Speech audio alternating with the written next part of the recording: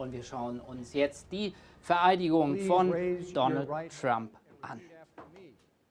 I, Donald John Trump, do solemnly swear I, Donald John Trump, do solemnly swear that I will faithfully execute that I will faithfully execute the office of President of the United States the office of President of the United States and will, to the best of my ability, and will, to the best of my ability, preserve, protect, and defend preserve, protect, and defend the Constitution of the United States. the Constitution of the United States. So help me God. So help me God. Congratulations, Mr. President.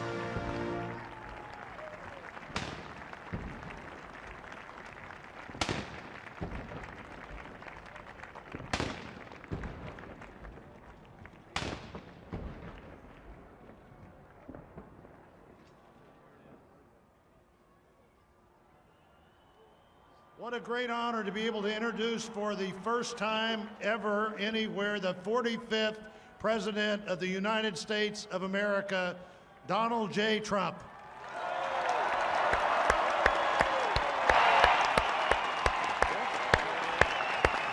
Did I get that one right?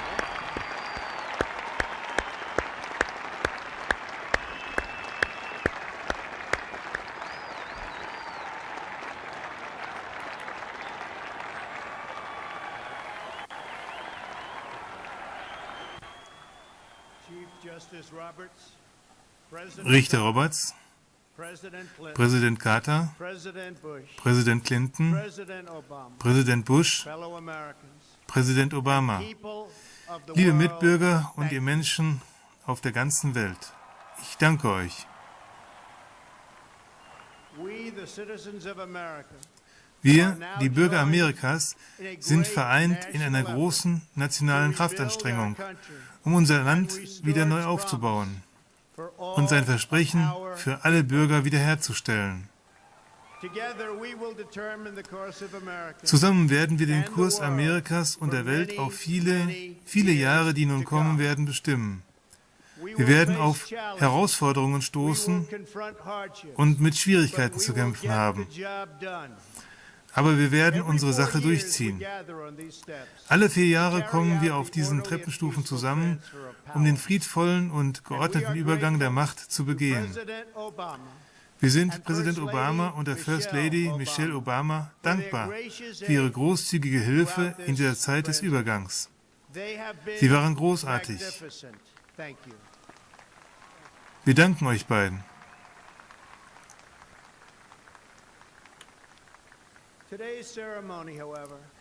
Die heutige Feier hat indes eine ganz besondere Bedeutung, denn heute übertragen wir nicht nur die Macht von einer Regierung auf die andere, von einer Partei zur anderen.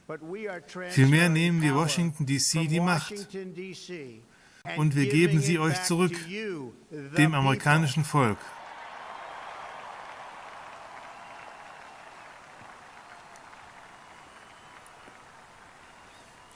Zu lange hat eine kleine Gruppe in der Hauptstadt unserer Nation die Früchte der Regierungsarbeit geerntet, während das Volk die Kosten tragen musste. Washington florierte, doch das Volk hatte keinen Anteil an diesem Reichtum. Politikern ging es gut, aber die Arbeitsplätze gingen ins Ausland und die Fabriken wurden geschlossen. Das Establishment schützte sich selbst, aber nicht die Bürger dieses Landes. Ihre Siege waren nicht unsere Siege, Ihre Triumphe waren nicht unsere Triumphe. Während sie in unserer Hauptstadt feierten, gab es für viele Familien, die um ihre Existenz kämpften, in unserem Land kaum einen Grund zur Freude.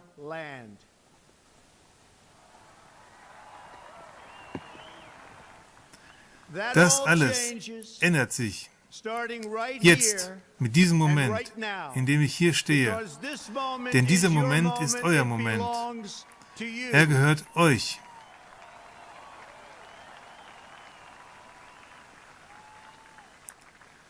Er gehört all jenen, die hier heute versammelt sind und allen, die in ganz Amerika zuschauen. Das ist euer Tag. Das ist eure Feier. Und die Vereinigten Staaten von Amerika, sie sind euer Land.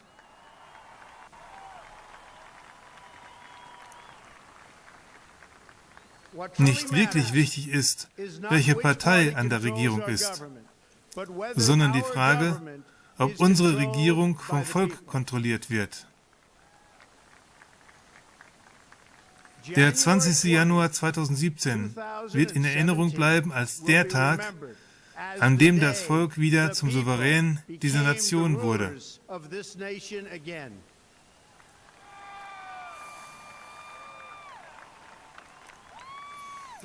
Die vergessenen Frauen und Männer unseres Landes werden nicht länger vergessen sein.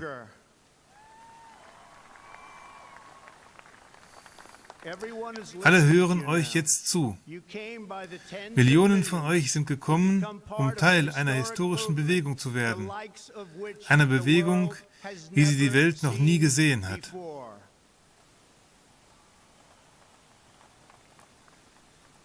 Im Zentrum dieser Bewegung steht die absolute Überzeugung, dass eine Nation nur deshalb existiert, um ihren Bürgern zu dienen. Amerikaner wollen gute Schulen für ihre Kinder. Sie wollen sichere Viertel für ihre Familien und gute Jobs für sich selbst. Dies sind ganz natürliche und vernünftige Forderungen einer aufrechten Öffentlichkeit. Aber für zu viele unserer Bürger sieht die Realität völlig anders aus. Mütter und Kinder leben in den Stadtzentren und sind in ihrer Armut gefangen. Fabrikruinen liegen verstreut wie Grabsteine in unserem Land herum. Ein Bildungssystem für Reiche beraubt viele unserer jungen und hervorragenden Schüler der Möglichkeit, sich Fähigkeiten und Wissen anzueignen. Und schließlich sind da die Kriminalität, die Gangs und die Drogen, die so viele Leben und unser Land so viel Potenzial gekostet haben. Dieses amerikanische Gemetzel wird jetzt aufhören. Und zwar hier und jetzt.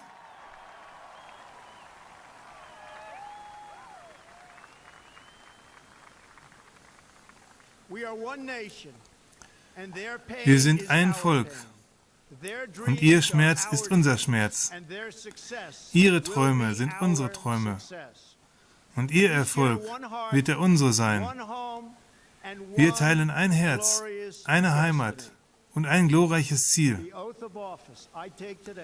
Der Amtseid, den ich heute leiste, ist ein treuer Eid für alle Amerikaner. Jahrzehntelang haben wir die Wirtschaft im Ausland bereichert, auf Kosten der amerikanischen Wirtschaft. Wir haben das Militär anderer Länder unterstützt, während wir es zuließen, dass unser eigenes Militär abgebaut wurde. Wir haben die Grenzen anderer Länder verteidigt und uns gleichzeitig geweigert, dasselbe mit unseren eigenen Grenzen zu tun.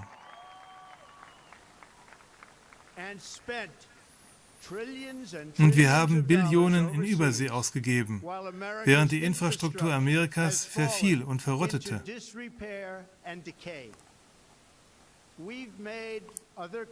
Wir haben andere Länder reich gemacht, während der Reichtum, die Stärke und das Selbstvertrauen unserer Nation hinter dem Horizont verschwanden.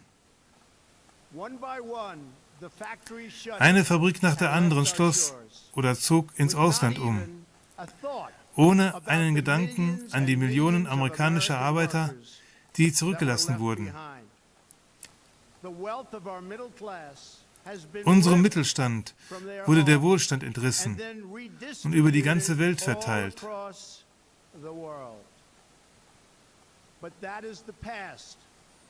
Aber das ist Vergangenheit. Wir schauen jetzt nur noch in die Zukunft.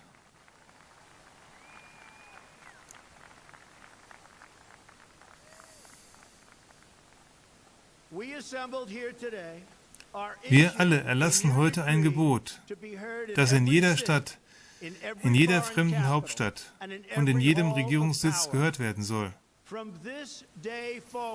Von diesem Tag an wird eine neue Vision die Geschicke unseres Landes bestimmen. Fortan wird es heißen, Amerika, Amerika kommt nun zuerst.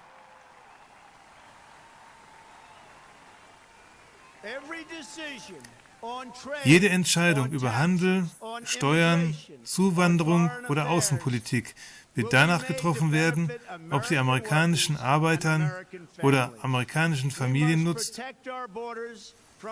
Wir müssen unsere Grenzen vor den Angriffen anderer Länder schützen. Sie wollen unsere Waren produzieren, unsere Firmen stehlen und unsere Jobs vernichten.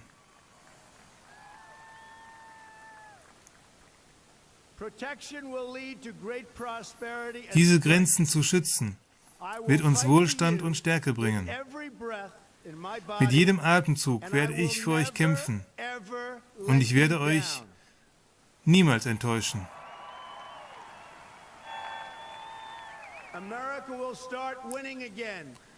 Amerika wird wieder siegen. Siegen wie niemals zuvor. Wir werden unsere Jobs zurückbringen. Wir werden unsere Grenzen zurückbringen. Wir werden unseren Wohlstand zurückbringen. Wir werden unsere Träume zurückbringen. Wir werden neue Straßen und Autobahnen bauen und Brücken und Flughäfen und Tunnel und Eisenbahnschienen quer durch unser wundervolles Land. Wir werden unserem Volk wieder Wohlstand und Arbeit bringen, unser Land wieder aufbauen mit amerikanischer Arbeitskraft.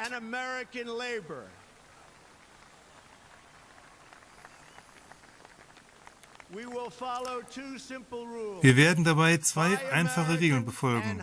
Kaufe amerikanische Produkte und stelle amerikanische Arbeitskräfte ein. Wir werden Freundschaft und ein gutes Einvernehmen mit den Völkern der Welt anstreben. Aber wir denken dabei stets mit vollstem Verständnis daran, dass es das Recht einer jeden Nation ist, zuerst nach seinen eigenen Interessen zu handeln. Wir wollen unsere Art zu leben niemandem aufzwingen. Aber wir wollen ein gutes Vorbild sein, dem andere folgen können. Aber wir werden so aufblühen, dass jeder uns nachahmen möchte.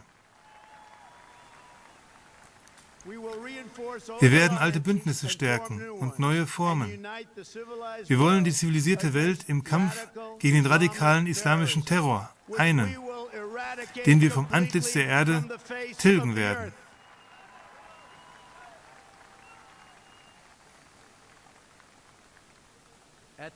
Das Fundament unserer Politik wird die Treue zu den Vereinigten Staaten von Amerika sein. Und durch diese Loyalität werden wir die Loyalität zueinander neu entdecken. Ein Herz, das offen ist für Patriotismus, hat keinen Platz für Vorurteile.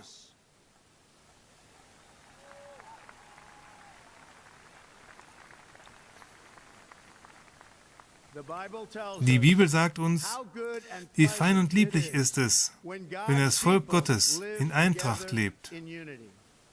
Wir müssen offen miteinander reden, bei Meinungsverschiedenheiten ehrlich miteinander umgehen und zueinander solidarisch sein. Wenn Amerika vereint ist, kann uns niemand aufhalten.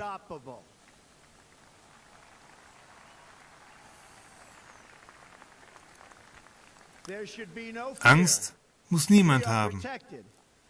Wir werden beschützt und werden immer beschützt sein. Beschützt von den großartigen Männern und Frauen unseres Militärs und den Ermittlungsbehörden. Und noch viel wichtiger ist es, wir werden von Gott beschützt.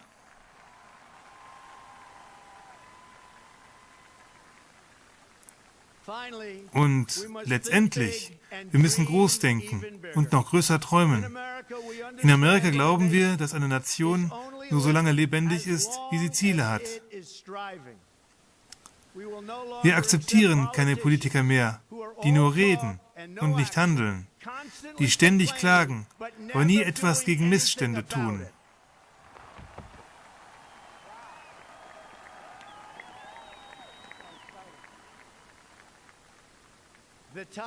Die Zeit für solche hohlen Phrasen ist vorbei. Jetzt kommt die Zeit der Tat.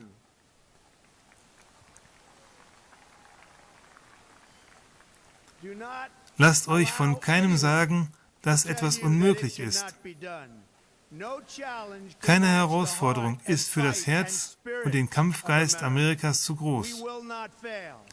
Wir werden nicht versagen. Unser Land wird wieder blühen und Wohlstand erleben. Wir stehen am Beginn eines neuen Jahrtausends, bereit, die Mysterien des Weltraums zu entschlüsseln, die Erde von Krankheiten zu befreien und die Energien, Industrien und Technologien der Zukunft zu nutzen. Ein neuer Nationalstolz wird unsere Seelen anrühren, neue Visionen schaffen und unsere Meinungsverschiedenheiten überbrücken. Es ist an der Zeit, sich an eine alte Soldatenweisheit zu erinnern. Ganz egal, ob wir schwarz sind oder braun oder weiß. Wir bluten alle das gleiche rote Blut der Patrioten.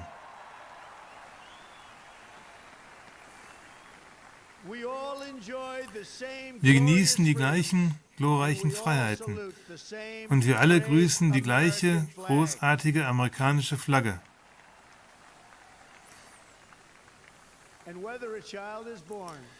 Und egal, wo ein Kind geboren wird, im zersiedelten Detroit oder in den windgepeitschten Ebenen von Nebraska, beide schauen auf in den gleichen Nachthimmel. Sie füllen ihre Herzen mit den gleichen Träumen und sie empfangen ihren Lebensatem vom selben allmächtigen Schöpfer.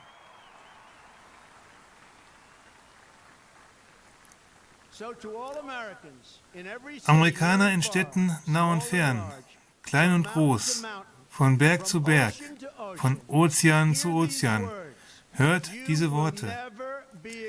Ihr sollt niemals wieder ignoriert werden.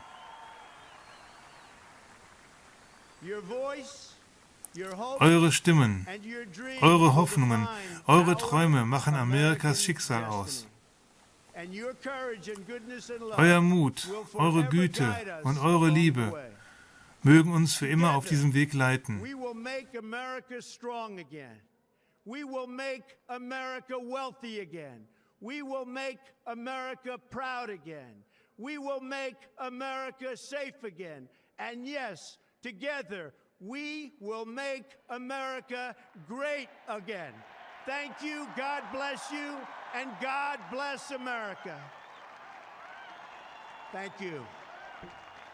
God bless America.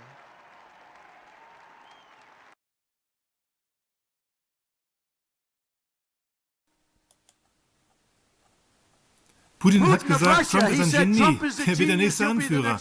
Also, wäre es nicht schön, wir würden mit Russland klarkommen? Wäre es nicht so? Angela Merkel, sehen Sie, was geschieht? Ich rede von Einwanderung, von Grenzen. Sehen Sie, was Merkel mit Deutschland gemacht hat? Also kürzlich, heute Morgen, bevor ich hierher gekommen bin, habe ich Fernsehen geschaut. Die Vergewaltigungen, die Ausschreitungen, was geschieht, das ist unglaublich. Das ist absolut unglaublich, undenkbar. Hunderte Vergewaltigungen an Silvesternacht. Bisher nie passiert. Deutschland, Sie haben ein Problem. Sie war, ich weiß nicht, was mit Merkel los ist. Vielleicht ist sie machthungrig. Vielleicht dachte sie, sie sei progressiv. Also, Sie nehmen Leute auf. Das Verbrechen ist astronomisch. Das funktioniert nicht. Sie haben jetzt Aufstände in den Straßen. Und die Deutschen sagen jetzt, wir haben genug. Wir haben genug. Also Hillary Clinton will Amerikas Angela Merkel sein. Ja. Was für ein Desaster. Diese Masseneinwanderung ist Deutschland und dem deutschen Volk angetan worden. Die Kriminalität hat ihn Grad erreicht, von dem niemand gedacht hätte, dass er es jemals sehen würde. Das ist eine Katastrophe. Also wir haben genug Probleme in unserem Land. Noch mehr Probleme brauchen wir nicht. Lasst uns jetzt nach Deutschland schauen. Also ich war ein Fan von Angela Merkel. Ich dachte, sie wäre eine große Anführerin.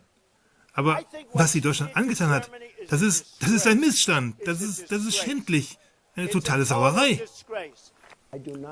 Ich finde die Migration nicht gut. Ich finde es nicht gut, wenn die Leute herkommen. Ehrlich, schauen Sie, Europa wird damit umgehen müssen. Es wird Ausschreitungen geben in Deutschland. Was passiert in Deutschland?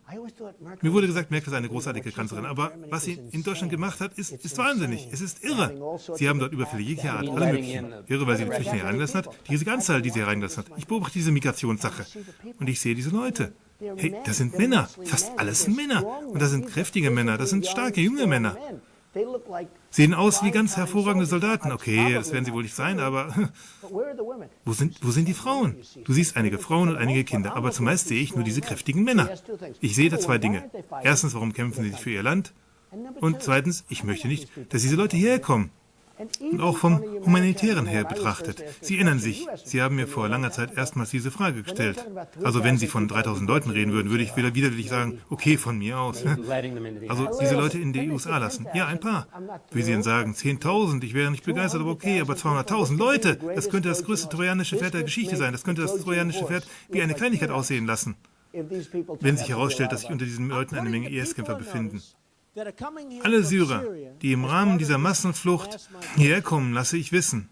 Wenn ich gewinne, gehen Sie zurück. Gehen Sie einfach zurück, schlicht und einfach. So, wir beschützen Deutschland. Wirtschaftlich stark, aber jetzt ist Deutschland zerstört dadurch, was Merkel getan hat.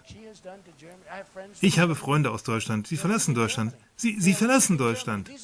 Diese Menschen waren so stolz auf Deutschland, dass es ein großartiges Land sei. Ich fragte sie jetzt, seid ihr immer noch stolz? Nicht mehr so stolz.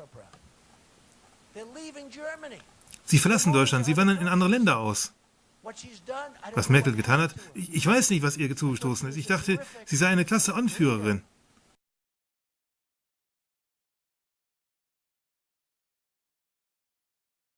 Our movement is about replacing a failed and corrupt political establishment with a new government controlled by you, the American people. The Washington establishment and the financial and media corporations that fund it exist for only one reason: to protect and enrich itself. The establishment has trillions of dollars at stake in this election. For those who control the levers of power in Washington and for the global special interest, they partner with these people that don't have your good in mind.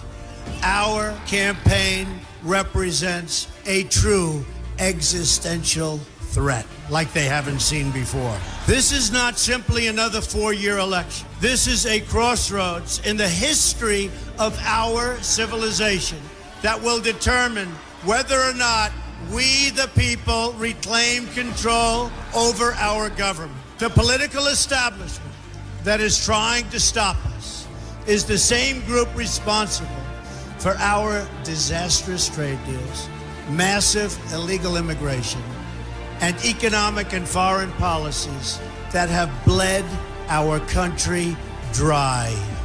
The political establishment has brought about the destruction of our factories and our jobs as they flee to Mexico, China, and other countries all around the world. It's a global power structure that is responsible for the economic decisions that have robbed our working class, stripped our country of its wealth, and put that money into the pockets of a handful of large corporations and political entities. This is a struggle for the survival of our nation, and this will be our last chance to save it. This election will determine whether we're a free nation or whether we have only the illusion of democracy, but are in fact controlled by a small handful of global special interests rigging the system, and our system is rigged. This is reality. You know it, they know it, I know it, and pretty much the whole world knows it. The Clinton machine is at the center of this power structure. We've seen this firsthand in the WikiLeaks documents, in which Hillary Clinton meets in secret with international banks to plot the destruction of U.S. sovereignty in order to enrich these global financial powers, her special interest friends, and her donors. Honestly, she should be locked up. The most powerful weapon deployed by the Clintons is the corporate media, the press. Let's be clear on one thing. The corporate media in our country is no longer involved in journalism. They're a political special interest, no different than any lobbyist or other financial entity with a total political agenda, and the agenda is not for you, it's for themselves. Anyone who challenges their control is deemed a sexist, a racist, a xenophobe. They will lie, lie, lie, and then again, they will do worse than that. They will do whatever is necessary. The Clintons are criminals, remember that. This is well documented, and the establishment that protects them has engaged in a massive cover-up of widespread criminal activity at the State Department and the Clinton Foundation in order to keep the Clintons in power. They knew they would throw every lie they could at me and my family and my loved ones. They knew they would stop at nothing to try to stop me. Nevertheless, I take all of these slings and arrows gladly for you. I take them for our movement so that we can have our country back. I knew this day would arrive. It's only a question of when. And I knew the American people would rise above it and vote for the future they deserve. The only thing that can stop this corrupt machine is you. The only force strong enough to save our country is us. The only people brave enough to vote out this corrupt establishment is you, the American people. Our great civilization has come upon a moment of reckoning. I didn't need to do this, folks, believe me. I built a great company, and I had a wonderful life.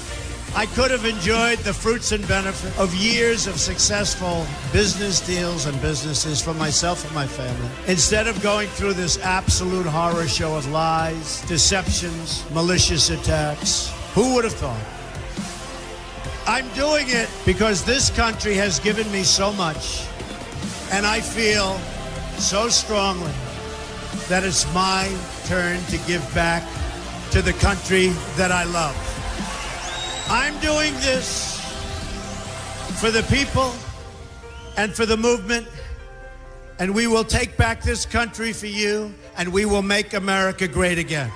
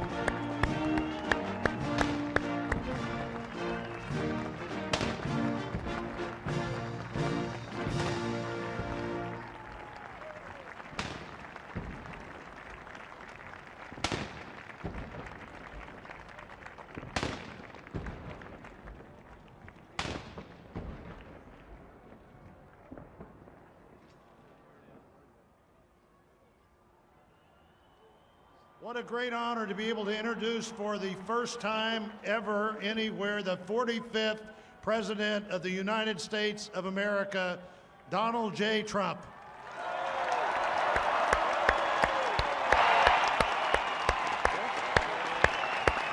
Did I get that one right?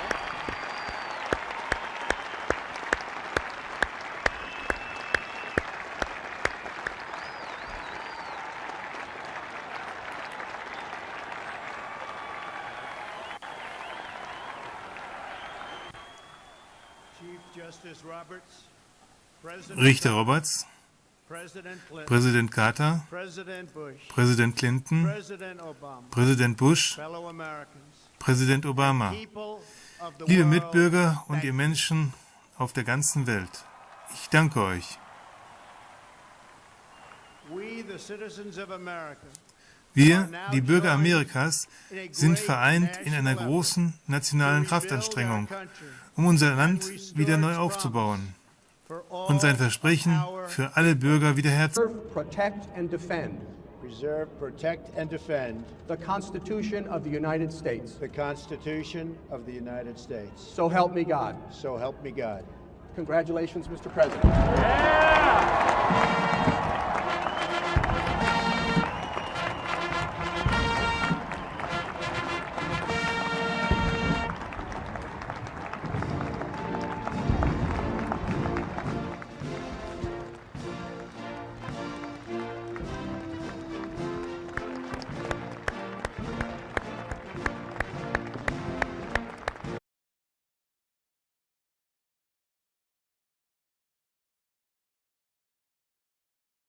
Und wir schauen uns jetzt die Vereidigung von Donald Trump an.